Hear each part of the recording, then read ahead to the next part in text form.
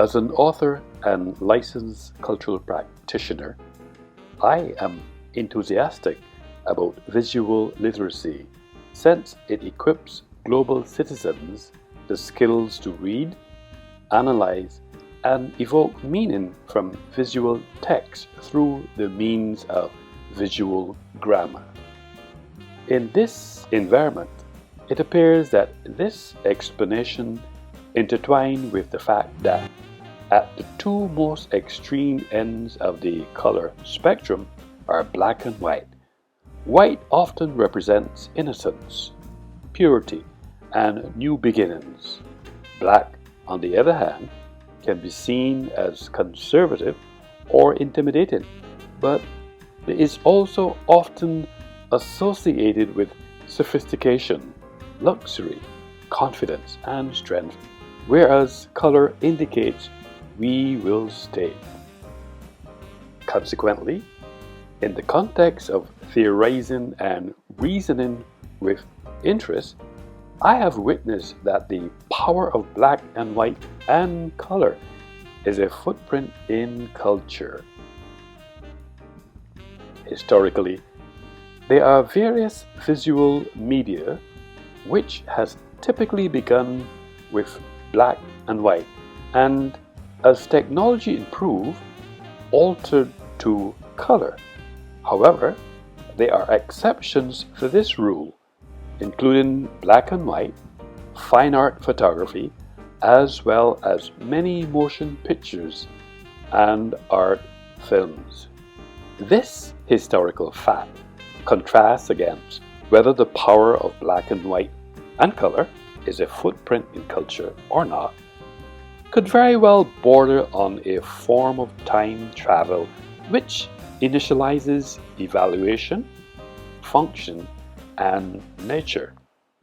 Simply because an analysis of the power of black and white and color as a footprint in culture becomes meaningful in context, especially when it is existing in a larger contextual framework. Plausibly, I am sure that scholars would differ on the exact meaning, opinions, and interpretations regarding this expression. However, this is why I have introduced Ted Grant's testimony that when you photograph people in color, you photograph their clothes. But when you photograph people in black and white, you photograph their souls. In this space, we also witness Vikram Koprashitra making the telling point: the most colorful thing in the world is black and white. It contains all colors and at the same time excludes all.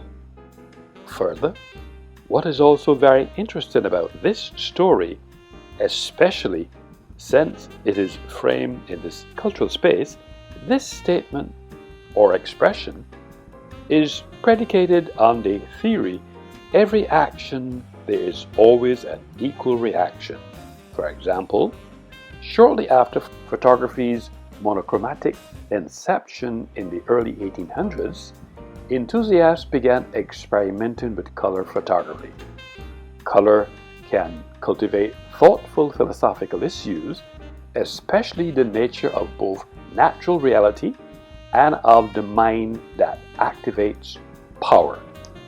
This declaration suggests or implies that color is what the eyes see when light is reflected off an object. Therefore, the visual world, the world as we see it, is a world occupied by colored objects. Typically, we see the world as having a rich tapestry of colors or colored forms: fields, mountains, oceans, skies, hairstyles, clothing, fruit, plants, animals, buildings, etc. Colors are important in both identifying objects, for example, in locating them in space, and in re-identifying them. According to Renee Phillips, the power of color is inescapable. That is why so much of our perception of physical things involves or identifying objects by their appearance, and colors are typically essential to an object's appearance. That any account of visual perception must contain some account of colors. Did you know that there is an emotional response to color which vary from culture to culture? In reported surveys, such as one conducted by Mektrapin and Valdez, 1994, black, white, and warm colors are known to stimulate the strongest emotional responses across different groups. According to the writing studio, because photography literally means to write or draw with light, it seems natural that we are able to read photographs just like we read any other text, namely the power of black and white and color, a footprint in culture. Therefore, the basic skills of visual literacy as they apply to photography and strategies for reading, comprehending, and translating images into verbal language. This environment creates space so that I can advance the pertinent question: what are visual literacy and visual rhetoric? Visual literacy refers to the ability to read an image, much like the way we read language. This form of literacy requires an awareness of visual rhetoric, the ways that visual images communicate meaning. Visual rhetoric does not only include specific concepts of design or aesthetic theory, it also describes how images reflect, communicate, and even shape cultural meaning. Visual literacy involves all the processes of knowing and responding to visual images, as well as the ideas that inform construction or manipulation of cultural images. Since visual perception is one of the most important species of perception, invariably, our acquisition of knowledge of the physical world and of our environment, including our own bodies, a theory of color is particularly important, which legitimizes the power of black and white and color, a footprint in culture. Hence, predicating the said theory, every action, there's always an equal reaction. For example, just as light is a photographer's key ingredient, and it's literally the only reason an image can exist, likewise, light energy is critical to global citizens' eyes because it goes into eyes, stimulating photoreceptor in eyes. Now that I have deconstructed and written extensively about the subject, the power of black and white and color, a footprint in culture, I wish to underscore the following discoveries.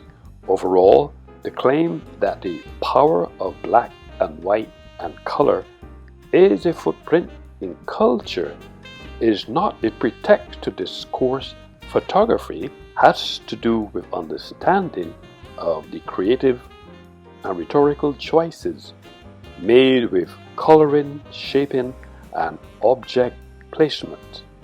Black and white is an abstract and color is not.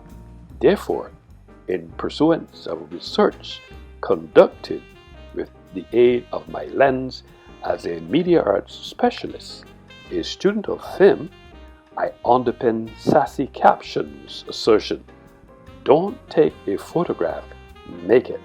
The depth and the impact of this expressive statement focuses our attention on perception and characterization, since they operate in the same linguistic space of black and white and color, making global citizens state.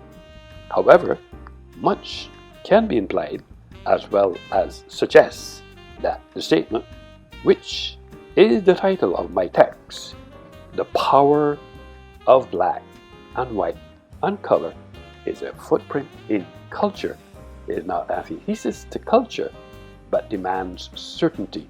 was framed in 14 chapters, 8 digitals, 20,496 words, 737 paragraphs, 543 pages in ISBN 9781 64871 3286 in a cultural context.